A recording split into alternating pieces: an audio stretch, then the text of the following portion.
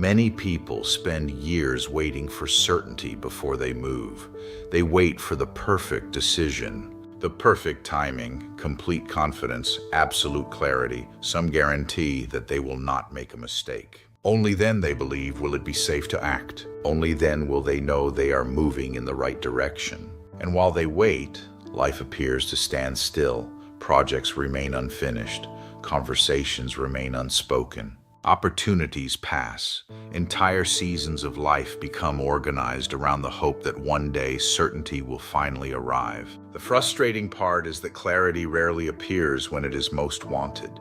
It rarely arrives before the decision, before the relationship, before the move, before the leap. Instead, clarity often arrives afterward, after you have already stepped into the experience, after reality has had a chance to respond, after you have lived with something long enough to discover what it actually is. Most of us are taught to believe that uncertainty means something is wrong, that if we were truly aligned, we would know. If we were making the right choice, we would feel certain. If we were following the correct path, there would be no doubt. But what if uncertainty is not evidence that something is wrong? What if uncertainty is not a sign that you are lost? What if uncertainty is simply part of the process by which reality reveals itself? Because perhaps clarity is not something we are meant to possess in advance. Perhaps clarity is something that emerges through contact, through participation, through experience. And if that is true, then uncertainty is not the enemy of clarity. It may be one of the conditions that allows clarity to arrive at all. One of the reasons uncertainty feels so uncomfortable is that most people have been taught to treat clarity as protection. We assume that if we can become clear enough before we act, we can avoid making mistakes, we can avoid disappointment, avoid discomfort, avoid failure, avoid regret. Clarity becomes something we seek not because it helps us orient accurately, but because it helps us feel safe. And this creates a subtle distortion. We begin demanding certainty from life before we are willing to participate in it. We want guarantees before contact, answers before experience, conclusions before reality has had a chance to respond. The problem is that life rarely operates this way. The mind imagines that clarity should come first. Reality often reveals clarity afterward. Underneath this dynamic is something even deeper. Many people are not actually seeking clarity. They are seeking relief. The feeling of uncertainty creates tension. It creates exposure. It creates vulnerability. The nervous system experiences not knowing as unstable and immediately begins searching for a way to restore equilibrium. This is where the mind becomes very persuasive. It starts creating stories. It starts generating explanations. It begins reaching for conclusions, not necessarily because those conclusions are true, but because they are settling. Any answer can feel better than no answer. Any certainty can feel better than uncertainty. A relationship is labeled good or bad before it has fully revealed itself. A career path is chosen before it has been explored. A decision is made simply to escape the discomfort of not knowing. In these moments, certainty becomes a form of self-protection, but certainty created for emotional relief is not the same thing as clarity. The chapter introduces an important distinction here. There is conceptual clarity, and there is embodied clarity. Conceptual clarity arrives quickly. It is formed through thinking, through analysis, through explanation, through insight. It often feels convincing. It can sound intelligent. It can create the sense that everything has finally been figured out.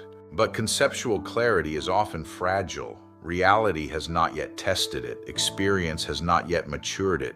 The nervous system has not yet integrated it. Embodied clarity develops differently.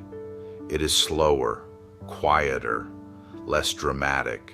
It emerges through experience, through participation, through contact, through living with something long enough that its truth becomes undeniable.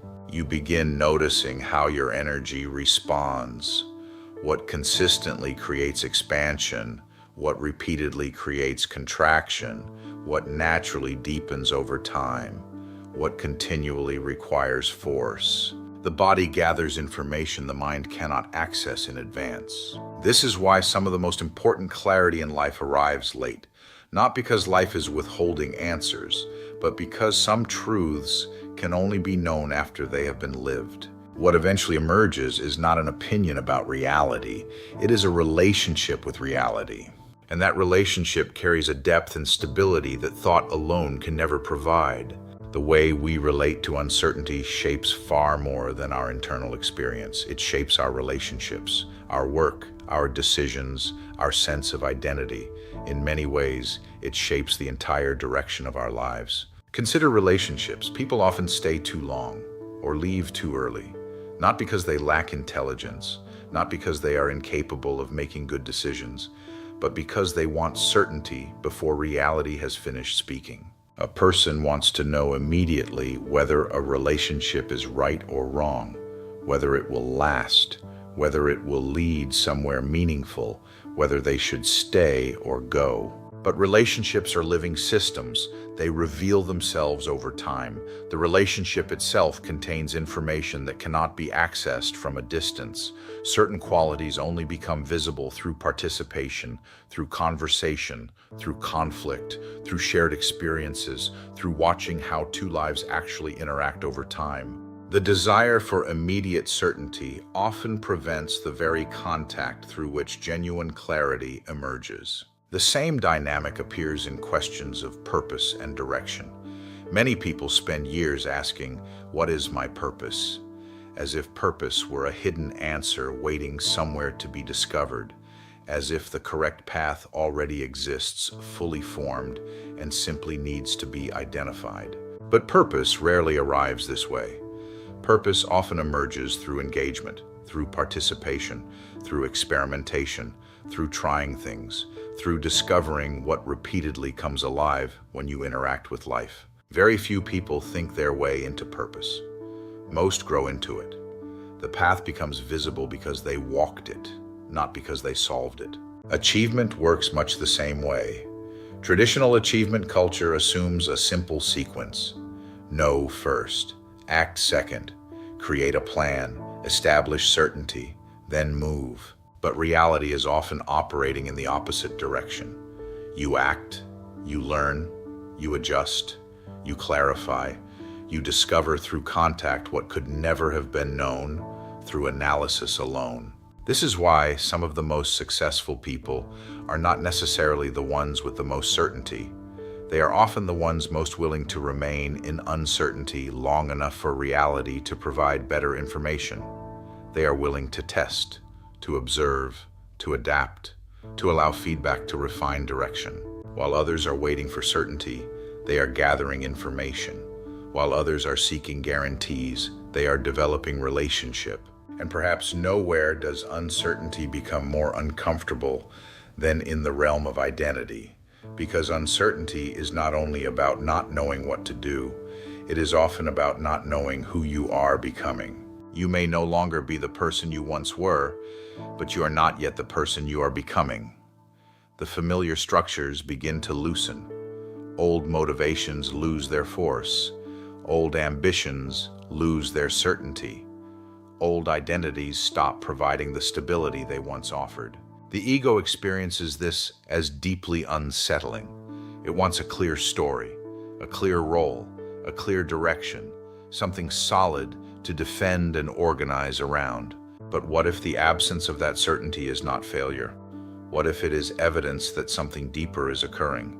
The chapter suggests that uncertainty often appears precisely when old frameworks are dissolving and something more accurate has not yet fully emerged. What feels like disorientation may actually be reorganization. What feels like losing your way may actually be the loosening of structures that no longer fit. The old identity cannot continue. The new identity has not yet stabilized. And so there is a period in between, a period where certainty fades, where familiar answers disappear, where nothing feels fully settled. Most people rush to escape this phase. Yet this phase may be one of the most important phases of growth, because it is here that reality has room to reveal something more truthful than what existed before. Not through force, not through certainty, but through continued contact with what is actually unfolding. And often, only in hindsight, do we realize that uncertainty was never blocking the path, it was the path. If uncertainty is not a problem to solve, then how do we move through it? The chapter offers a profound alternative to the pursuit of certainty, not certainty, accuracy. Most people assume those two things are the same. They are not. Certainty is a feeling. Accuracy is a relationship with reality. Certainty says, I know. Accuracy says, this is what I know so far. Certainty seeks conclusions. Accuracy remains in contact. Certainty often rushes toward resolution. Accuracy remains honest about what has actually been revealed. This sounds simple, but in practice, it is one of the most difficult disciplines a person can learn because uncertainty creates discomfort, and discomfort creates pressure. The pressure to decide, the pressure to explain, the pressure to define what is happening before it has fully emerged. The chapter suggests that one of the deepest forms of maturity is the ability to remain accurate longer than comfort allows. Can you stay present when the answer has not yet arrived? Can you resist the urge to manufacture certainty? Can you allow reality to keep speaking? Most of us have been conditioned to move away from uncertainty as quickly as possible. We create stories, we invent explanations, we adopt identities, we make decisions simply to stop feeling exposed, not because they are true, but because they are settling.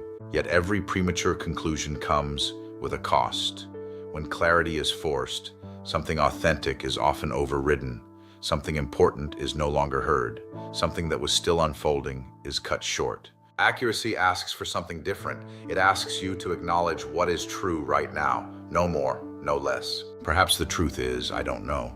Perhaps the truth is something is changing, but I cannot yet name it. Perhaps the truth is what once fit no longer fits. These may not feel like satisfying answers, but they are often more accurate than the certainty the mind is trying to construct. And something remarkable begins to happen when accuracy becomes more important than comfort. The nervous system starts learning a new lesson. It learns that uncertainty is survivable. It learns that not knowing is not the same as danger. It learns that clarity does not need to be forced into existence. It can be allowed to emerge. As this happens, the relationship with uncertainty begins to change. Uncertainty is no longer experienced as an obstacle. It becomes a space where information is still arriving, a space where reality is still revealing itself, a space where deeper intelligence has not yet finished speaking. This is perhaps the deepest reframe in the chapter. Not knowing is not necessarily the absence of guidance. Sometimes not knowing is guidance. Sometimes uncertainty itself is the signal. It slows momentum. It interrupts assumptions. It prevents premature commitment to something that has not yet proven itself. What appears to be confusion may actually be reality asking for patience. What appears to be delay may actually be a deeper form of intelligence gathering information that the mind cannot yet see. The chapter suggests that uncertainty is not empty. It is active. It is alive. It is the interval in which clarity is changing shape. The old understanding is dissolving. The new understanding is still emerging. And between those two realities is a space that cannot be rushed without distorting what is trying to form. When we stop demanding certainty, something unexpected happens. We begin listening differently. We begin noticing differently. We become available to information that urgency could never perceive. And gradually, without force, clarity begins to mature. Not because we found the answer, but because we stayed present long enough for reality to reveal it. Many of us have been taught that uncertainty means something is wrong. If we don't know what comes next, something must be missing. If we feel confused, we must not be listening correctly. If clarity has not arrived, we assume we have somehow failed to find it. But this chapter offers a very different possibility.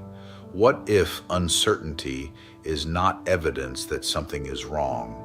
What if uncertainty simply means reality is not finished speaking? Much of our suffering comes from demanding answers before life has had a chance to reveal them. We want certainty before the experience, clarity before participation, understanding before contact. Yet again and again, life seems to operate differently. The relationship teaches us what it is by being lived. The path reveals itself by being walked.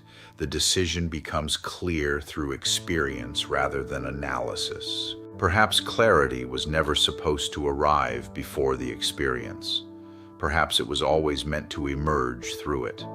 And if that is true, then uncertainty is not standing in the way of clarity. It is part of the process through which clarity develops. So if you find yourself in a season where nothing feels fully settled, where old answers no longer fit, where the future feels unclear, where certainty seems absent, you may not be lost. You may not be behind. You may not be failing. You may simply be standing inside the phase where clarity is changing shape. The old understanding may be dissolving. The new understanding may still be forming. And between those two realities is a space that asks for patience. Not passive waiting, not resignation, but honest contact with what is here now. The chapter calls this accuracy, the willingness to remain truthful about what you know, and equally truthful about what you do not yet know. There is a quiet strength in that posture, a strength that does not come from certainty, a strength that comes from relationship, from remaining present, from listening, from allowing reality to continue revealing itself without rushing ahead of it. And maybe the most aligned thing you can do right now is not force an answer, not manufacture a conclusion, not demand certainty before it's time. Maybe it is simply to remain accurate, to stay in contact, to let the discomfort of not knowing soften rather than harden, and to trust that clarity does not need to be chased. It matures, it emerges, it arrives when reality has finished speaking. And when it finally does, it often feels surprisingly simple. Not because you forced it into existence, but because you remained present long enough to receive it.